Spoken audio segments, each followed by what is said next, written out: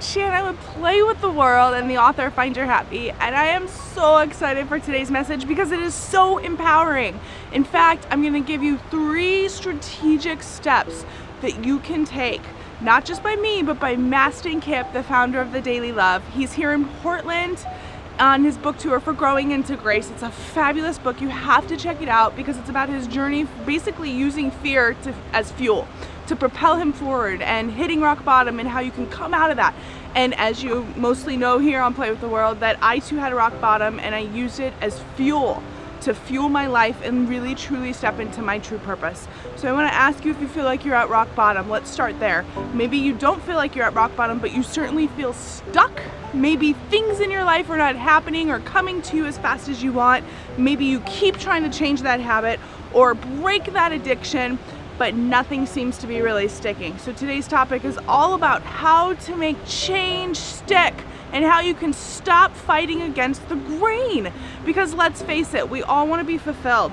We all want to have happiness and we all want to live our true potential. But sometimes there's certain things that block us. So I'm going to take you through a 3-step process on how you can break through everything that is holding you back. I encourage you today to get a pen and paper. This is going to be a deep message that's really going to resonate, and you can free write on it, or you can take this message deeper after you watch this video. So go ahead and grab that, and I'm going to start right in. So the very first question that you want to ask yourself to make change stick and to really change your behavior, because think about it, if you're trying to make things change, nothing is going to change until you really change your behavior. Nothing. You can say, I love myself, but you may not feel self-love. That was certainly the case with me. As many of you know, I struggled for decades to try to lose weight. I was like, I'm going to love myself, but I just suffered from food addiction and eating enormous amounts of sugar. And it wasn't until I actually applied these feelings. And that's why I talk about it in my upcoming book, Adventures for the Soul, coming out in May. There's a whole chapter dedicated to step number 1, and Mastin talks about it throughout his whole book. That's how powerful it is. Number 1, free your feelings. That's the chapter in my book. Mastin talks about feeling your feelings. So essential. Here's the thing, most of us skip right over this step. We go to, I know for me, I used to go straight to the ice cream because those feelings were so enormous and I could not face them. And so I would turn to different things. When I was suffering from drug addictions, I would turn to drug addictions. And some of us are addicted to fear. Maybe I want you to think about what your habits are and what you're turning to instead of feeling your feelings. And you want to allow yourself to free those feelings. There are so many techniques that you can do, lots of meditations, but just for starters, give yourself permission to go there. Say, I'm ready. I'm going to feel my feelings. I'm going to go for it. And then once you are willing and ready, you can sit in silence and just feel what comes up. A great way is to go back, and I do this with my coaching clients as well, go back to a time in your life that has really stuck with you and caused you a lot of pain. Maybe your father or your mother did something when you were a child, or didn't do something. Or maybe the kid laughed at you on the playground, or something maybe even more traumatic really happened. Go back into it and allow yourself to be in that situation. And you can surround it with a lot of white light. And allow yourself to really feel how it feels to be in this experience. Allow those feelings to work through you, because most of us are still carrying around these feelings of hurts from the past. We're wounded, we're walking around like, oh, everything's fine, but inside we're a shell of a human because we're not allowing ourselves to feel. So if someone has hurt you, if you have been a victim in your past and you're still replaying it now, it's time to let it go. It's time. And so both in Mastin's book, Growing into Grace, there's a lot of really deep work on how he was able to do this, but also it's something you should do in your life. So question number 1 is, how can I free my feelings? What feelings can I feel? How can I give myself permission to go there? So important. Have a really beautiful experience allowing yourself to feel. It's okay to cry. It's okay to really go into the area. Allow yourself to be angry.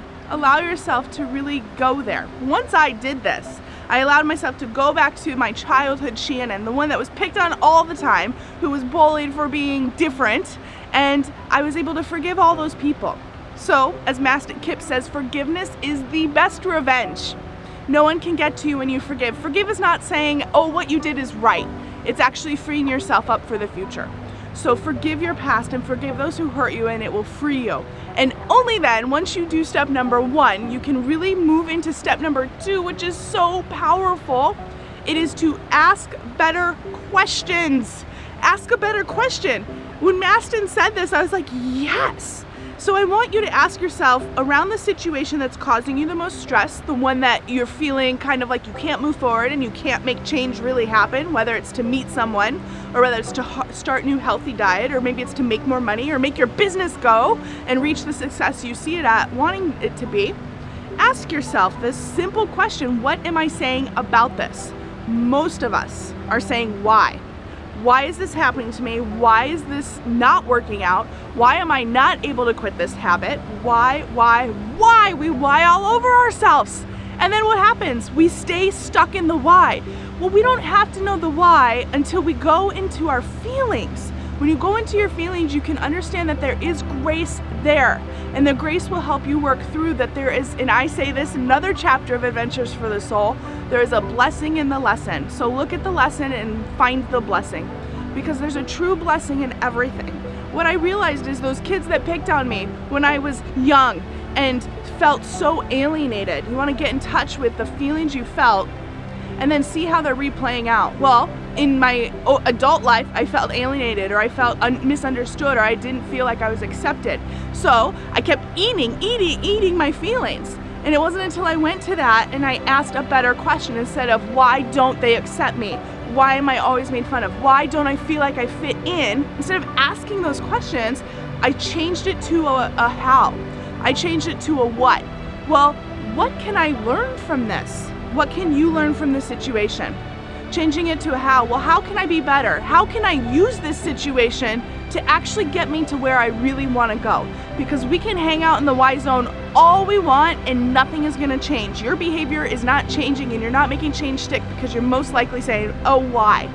So change your why, ask a better question. And the third and final step that is so important, it separates the goods from the greats. And the most successful people you see out there, this is what they do. They take action immediately. Every week I talk about how important it is to take action. When inspiration comes to you, take action. The difference is you keep taking action no matter what. So it's about consistency. So for the past 28 days, I've been on this program called, some of you know from my social media, called Whole 30, and it has radically changed my life. It has allowed me to go inward, feel my feelings, look at everything that I'm really holding back and change my behavior.